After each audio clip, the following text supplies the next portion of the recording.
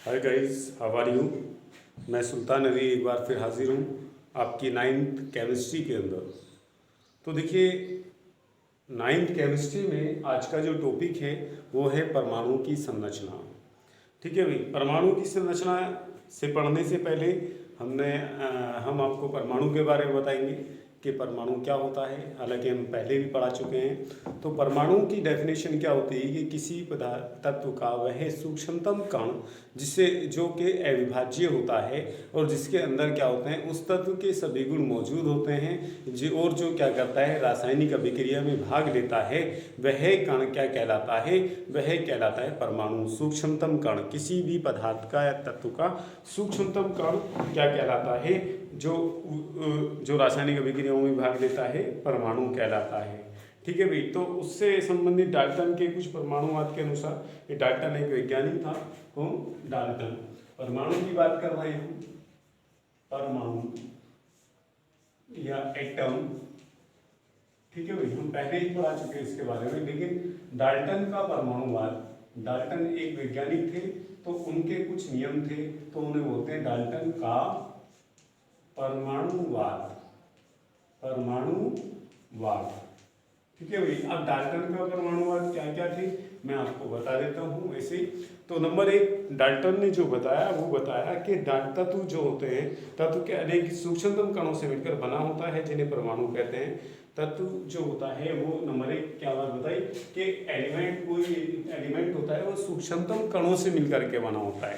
उसकी संरचना जो होती है वो सूक्ष्मतम कण से मिलने से होती है और उसे क्या कहते हैं, उसे परमाणु कहते हैं। क्या बोलते हैं इसको? परमाणु कहते हैं। नंबर एक ये बात बताई। नंबर दो बात जो बताई कि ये बात बताई कि परमाणु अविभाज्य है, अर्थात परमाणु को किसी भी रीति से अन्य सूक्ष्म कणों में विभाजित नहीं किया जा सकता। ये नंबर दो बात ये बात बताई कि परमाणु जो है उससे किसी भी विधि के द्वारा, किसी भी भौतिक या रासायनिक विधि के द्वारा बराबर बराबर दो भागों में नहीं बांटा जा सकता है।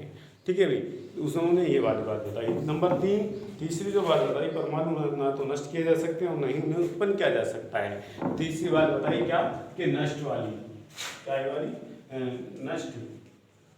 नष्ट नहीं किया जा सकता, ना तो उन्हें नष्ट किया जा सकता है और ना ही उन्हें उत्पन्न यानी पैदा किया जा सकता है, ना ही उनको पैदा किया जा सकता है। यानी दोनों चीजें, ना तो नष्ट कर सकते हैं परमाणु को और ना ही उत्पन्न यानी पैदा कर सकते हैं। ये उन्होंने तीसरी बात बताई। ठीक है भाई। डाल्टन ने आगे क्या कहा कि एक ही तत्व के परमाणु आकार, द्रव्यमान तथा अन्य सभी गुणों में एक दूसरे के समान होते हैं। एक ही तत्व के परमाणु।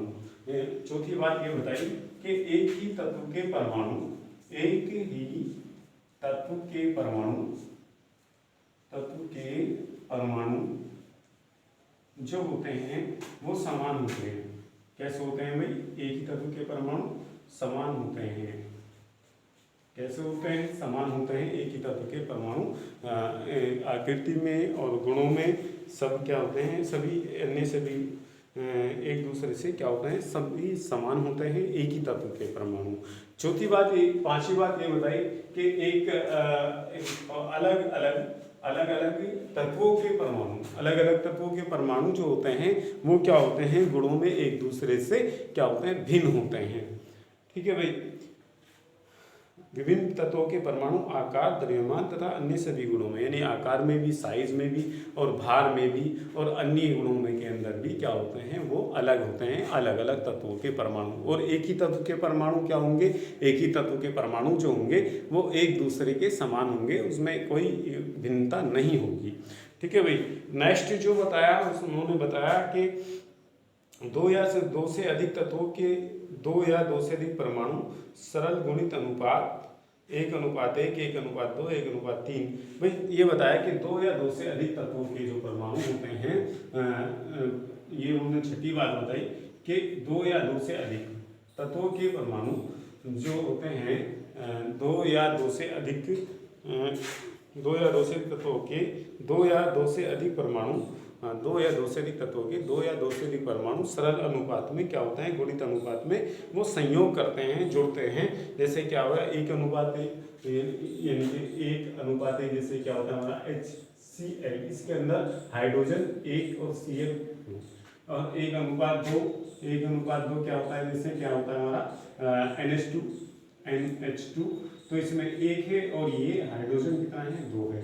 ठीक है, इसी तरीके से NH3 है तो ये क्या हो गया हमारा 1:3।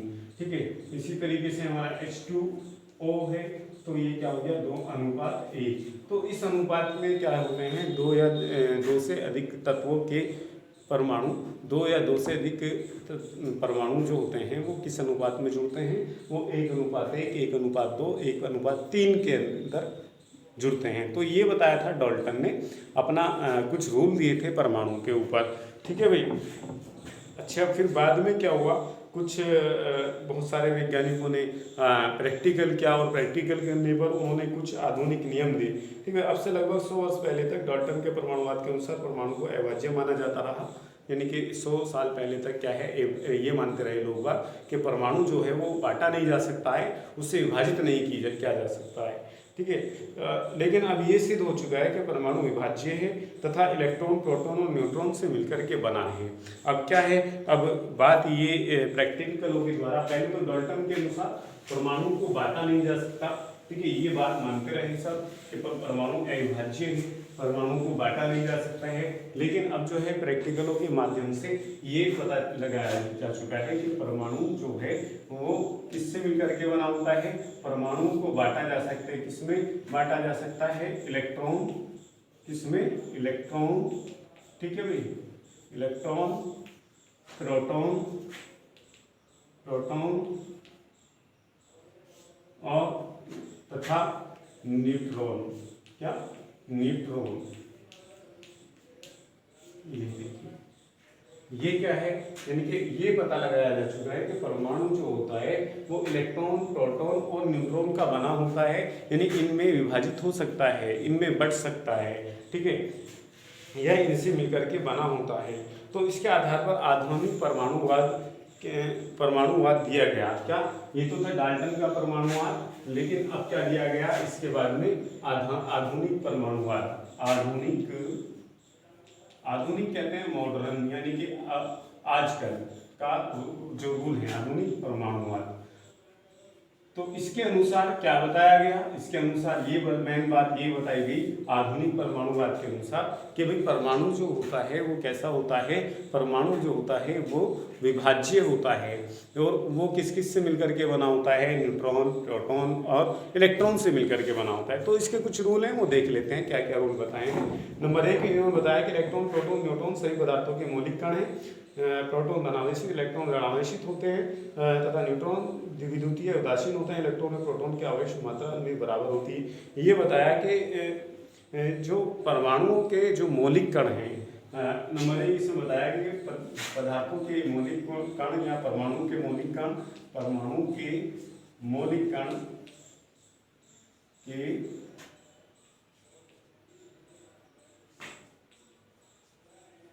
मौलिक कण कौन कौन से हैं, वो इलेक्ट्रॉन, प्रोटॉन तथा न्यूट्रॉन है। क्या होता है, न्यूट्रॉन। और दूसरी बात ये इसी में ये बताइए कि भाई इस पे इलेक्ट्रॉन तो कैसे होते हैं, इलेक्ट्रॉन जो होते हैं वो ऋणावेशित होते हैं, यानी इस पे माइनस का चार्ज होता है। और प्रोटॉन जो होते हैं वो प्रोटॉन जो होते हैं ये पॉजिटिव होते हैं, यानी धनावेशित होते हैं। न्यूट्रॉन जो होता है ये न्यूट्रल होता है। क्या होता है, इस पे कोई आवेश नहीं होता है, यानी न्यूट्रल होता है। क्या होता है, न्यूट्रल। क्या होता है, न्यूट्रल या उदासीन। न्यूट्रल या उदासीन कहते हैं। इस पे कोई भी आवेश नहीं होता है, उसे क्या बोलते हैं, उसको उदासीन बोलते हैं। ठीक है भाई, तो ये बात बताई। ठीक है, आधुनिक परमाणुवाद में कि भाई इलेक्ट्रॉन, परमाणु जो होता है वो इलेक्ट्रॉन, प्रोटॉन और न्यूट्रॉन का बना होता है। इलेक्ट्रॉन पर माइनस का चार्ज यानी ऋणावेश होता है। और प्रोटॉन कैसा होता है, प्रोटॉन जो होता है वो कैसा होता है, धनावेशित होता है और धनावेशित होता है। और इलेक्ट्रॉन, न्यूट्रॉन जो होता है वो कैसा होता है, विद्युतीय उदासीन होता है, यानी कैसा होता है वो, उस पर कोई चार्ज नहीं होता। ये बात बताई। सेकेंड जो है, परमाणु इलेक्ट्रॉनों, प्रोटॉनों व न्यूट्रॉनों से मिलकर बने होते हैं। ये तो बात बता दी। परमाणु विद्युतीय उदासीन होते हैं, अर्थात उनमें इलेक्ट्रॉन व प्रोटॉनों की संख्या समान होती है। हाँ, एक बात ये बताया कि इलेक्ट्रॉन और प्रोटॉनों पर जो चार्ज होता है तो इन पे चार्ज है माइनस और प्लस का, ये कैसा होता है, इक्वल होता है, यानी माइनस का चार्ज इक्वल टू प्लस का चार्ज इसके बराबर का होता है। ठीक है भाई, ये बात बताई। आगे जो है इसमें क्या था, इनमें इलेक्ट्रॉन प्रोटॉन की संख्या समान होती है, परमाणु विद्युतीय उदासीन होता है, परमाणु में प्रोटॉन न्यूट्रॉन उसके नाभिक में एक सूक्ष्म आयतन में स्थिर होते हैं जिसे नाभिक कहते हैं। परमाणु में इलेक्ट्रॉन उसके नाभिक के चारों ओर व्यवस्थित होते हैं। देखिए ये बताए कि ये जो इलेक्ट्रॉन प्रोटॉन और न्यूट्रॉन है ये परमाणु में किस तरीके से व्यवस्थित होते हैं। तो ये बताया कि परमाणु जो होता है वो उदासीन होता है। कैसे होता है, परमाणु उदासीन होता है, परमाणु उदासीन होता है। ठीक है भाई, कैसे होता है उदासीन, यानी कि न्यूट्रल कैसे होता है। देखिए यहाँ पर सबसे पहली बात ये जितने इलेक्ट्रॉन होते हैं उतने ही प्रोटॉन होते हैं। मान लीजिए कि कार्बन है हमारा, क्या कार्बन जो होता है इसके परमाणु क्रमांक जो होता है 12 होता है, यानी इसके अंदर 12 तो इलेक्ट्रॉन होते हैं और 12 ही इसके अंदर प्रोटॉन होते हैं। तो क्या होते हैं, प्रोटॉन होते हैं। ठीक है भाई, और इसमें 12 जो होते हैं वो न्यूट्रॉन होते हैं। क्या होते हैं, न्यूट्रॉन होते हैं। अब इस पर तो क्या होता है, इस पर पॉजिटिव। अब जब 12 माइनस और 12 पॉजिटिव तो दोनों का चार्ज बराबर होगा, तो परमाणु कैसा हुआ, टोटली जो हुआ वो विद्युत उदासीन हुआ। कैसे, देखिए यहाँ पर देखिए इसकी ये और सारी बात ये कि ये कैसे व्यवस्थित रहते हैं तीनों। देखिए यहाँ पर परमाणु का बीच में क्या होता है, नाभिक होता है। क्या होता है, इसे ये नाभिक होता है। नाभिक के अंदर क्या होते हैं, नाभिक के अंदर प्रोटॉन होते हैं, यानी कि 12 प्रोटॉन और 12 ही इसके अंदर न्यूट्रॉन होंगे। क्या होंगे, न्यूट्रॉन। ठीक है, हमने P से प्रोटॉन और N से न्यूट्रॉन। तो ये नाभिक में रहते हैं। ये क्या है हमारा, ये नाभिक कहलाता है, बीचों बीच का पार्ट नाभिक। अब इसके चारों तरफ जो होती हैं वो कक्षाएं होती हैं। ठीक है, इस तरीके से पहली कक्षा, पहली कोष, इसे क्या बोलेंगे, इसको पहली कक्षा बोलेंगे या पहली कोष बोलेंगे, कोष या कक्षा, पहली कोष। ठीक है, पहली कोष में क्या होता है, ये इस कक्षा में क्या होंगे, इलेक्ट्रॉन होंगे, इलेक्ट्रॉन। तो ये क्या हो गया, ये हमारा प्रोटॉन। क्या हो गया, ये प्रोटॉन। और ये हो गया हमारा न्यूट्रॉन। ये क्या हो गया हमारा, न्यूट्रॉन। और इलेक्ट्रॉन कहाँ पर है हमारे, इलेक्ट्रॉन है यहाँ पर। पहली कोष में 2 होते हैं, दूसरी कोष में जो होते हैं वो कितने होते हैं, 8 होते हैं। 1 2 3 4 5 6 7 और 8। तो ये सब क्या है, ये 2 8 2 10 और एक और कोष बना देंगे। तो इसमें कितने होंगे, इसमें 12 होते हैं ना कार्बन में, तो 1 इलेक्ट्रॉन और 1 इलेक्ट्रॉन। तो ये सब क्या होते हैं, ये हमारे इलेक्ट्रॉन होते हैं, ये इलेक्ट्रॉन होते हैं सब। ये क्या है भाई, ये और ये सब क्या है हमारे, इलेक्ट्रॉन है, इलेक्ट्रॉन। तो इलेक्ट्रॉन जो होते हैं वो नाभिक के चारों ओर, ये क्या हमारा नाभिक और ये क्या है हमारा कोष है। ये पहली कोष है, ये हमारी दूसरी कोष है, ये हमारी दूसरी कोष है, दूसरी कोष है। और ये हमारी तीसरी कोष है। ये क्या है, हमारी तीसरी कोष है। तो पहली कोष, दूसरी कोष और तीसरी कोष, इसमें जो है ये 3 कोष हैं। 3 कोष जो हैं इन्हीं में ही क्या होता है, इलेक्ट्रॉन होता है। बाकी जो होता है देखिए इलेक्ट्रॉन, प्रोटॉन और न्यूट्रॉन। ये मैंने आपको बता दिया कि प्रोटॉन और न्यूट्रॉन जो होता है ये बीच वाला नाभिक होता है। क्या होता है, ये हम इसे ऐसे दर्शा देते हैं, ये हमारा नाभिक है। ठीक है, और नाभिक के बीचों बीच क्या होते हैं, प्रोटॉन और न्यूट्रॉन। और बाकी जो होते हैं क्या, सब चारों तरफ जो कक्षाएं होती हैं उसमें क्या होता है, उसमें इलेक्ट्रॉन होते हैं। तो ये बताया आधुनिक परमाणुवाद में। आगे कह रहा है कि रासायनिक अभिक्रियाओं में परमाणु के बाह्यतम इलेक्ट्रॉन भाग लेते हैं। इस प्रकार रासायनिक अभिक्रियाओं में परमाणु लगभग अविभाज्य रूप से भाग लेते हैं तथा उनका स्वरूप नष्ट नहीं होता है। देखिए रासायनिक अभिक्रिया में सिर्फ क्या लेते हैं, इलेक्ट्रॉन ही भाग लेते हैं। अब इलेक्ट्रॉन भाग लेते हैं बाहरी रूप से ही, वो ही क्या करते हैं, ट्रांसफ़र होते हैं या लेते हैं या देते हैं दूसरे परमाणु को। तो इसलिए उसका अस्तित्व बना रहता है, क्योंकि परमाणु क्या होता है, नष्ट नहीं होता है। सिर्फ क्या होता है, इलेक्ट्रॉन ही आदान प्रदान होता है इधर से इधर। ठीक है भाई, आगे देखिए नेक्स्ट जो है, नेक्स्ट उसमें कह रहे हैं कि परमाणुओं की रासायनिक अभिक्रियाएं उनमें उपस्थित इलेक्ट्रॉनों की संख्या पर निर्भर करती है। किसी एक ही तत्व के सभी परमाणुओं के रासायनिक गुण एक दूसरे के समान होते हैं। यानी कि ये कह रहा है कि किसी भी परमाणु का रासायनिक गुण जो होते हैं वो उसके इलेक्ट्रॉनों पर निर्भर करते हैं, कितने इलेक्ट्रॉन हैं, कितने इलेक्ट्रॉन को उसमें है, कितने इलेक्ट्रॉन नहीं है, तो वो सब क्या होते हैं उनके रासायनिक गुणों का निर्धारण करते हैं। इसलिए एक ही तत्व के रासायनिक गुण जो होते हैं वो क्या होते हैं, समान होते हैं, क्योंकि सभी में समान इलेक्ट्रॉन पाए जाते हैं। अच्छा, आगे बोल रहे हैं अगला उसमें रूल में सामान्यतः परमाणु ना तो नष्ट किए जा सकते हो न उत्पन्न किए जाते हैं, लेकिन नाभिकीय अभिक्रियाओं की सहायता से एक प्रकार के परमाणुओं को दूसरे प्रकार के परमाणुओं में परिवर्तित किया जा सकता है। क्या होता है, यानी कि ये कह रहे हैं कि ना तो परमाणु को नष्ट किया जा सकता है और ना ही उत्पन्न किया जा सकता है, लेकिन नाभिकीय अभिक्रिया में नाभिक के अंदर जो क्रिया होती है उसमें क्या होता है, जब नाभिक टूट जाता है तो नाभिक टूटने पर वो दूसरे प्रकार के परमाणुओं में परिवर्तित किया जा सकता है। ठीक है, यानी एक प्रकार के परमाणु को दूसरे प्रकार के परमाणुओं में, दूसरे पदार्थ के परमाणुओं में परिवर्तित किया जा सकता है, जबकि उसे ना तो नष्ट किया जा सकता है ना ही उसे उत्पन्न किया जा सकता है। ठीक है। अच्छा, आगे कह रहा है कि परमाणु जो होते हैं वो स्वतंत्र अवस्था में नहीं रह पाते तथा संयुक्त होकर अणु बनाते हैं जो स्वतंत्र अवस्था में रह सकते हैं। परमाणु कभी भी क्या होता है, स्वतंत्र अवस्था में नहीं रहेगा, वो किसी न किसी से योग करेगा, यानी कि उससे साझेदारी करेगा या उसे अणु देगा, किसी न किसी विधि के द्वारा वो क्या कर देता, विद्युत संयोजक बंध बनाएगा या उससे साझेदारी करेगा, ये फिर ये क्या करता है, उसमें अणु का निर्माण करता है, तो तब वो स्थायी रूप से रहता है। जबकि वो क्या होता है, स्थायी रूप से अस्थायी रूप से स्वतंत्र नहीं रह सकता है, यानी कि वो क्या होगा, किसी न किसी परमाणु से अभिक्रिया जरूर करेगा। ठीक है भाई। कह रहा है कि किसी तत्व के एक अणु में उसके किसी तत्व के एक अणु में 1, 2, 3 या अधिक परमाणु होते हैं। किसी यौगिक के एक अणु में उसके अवयव तत्वों के 2 या 2 से अधिक परमाणु होते हैं। किसी तत्व के एक अणु में, किसी तत्व के एक अणु जैसे मान लीजिए N2 है हमारा, ये हमारा क्या है,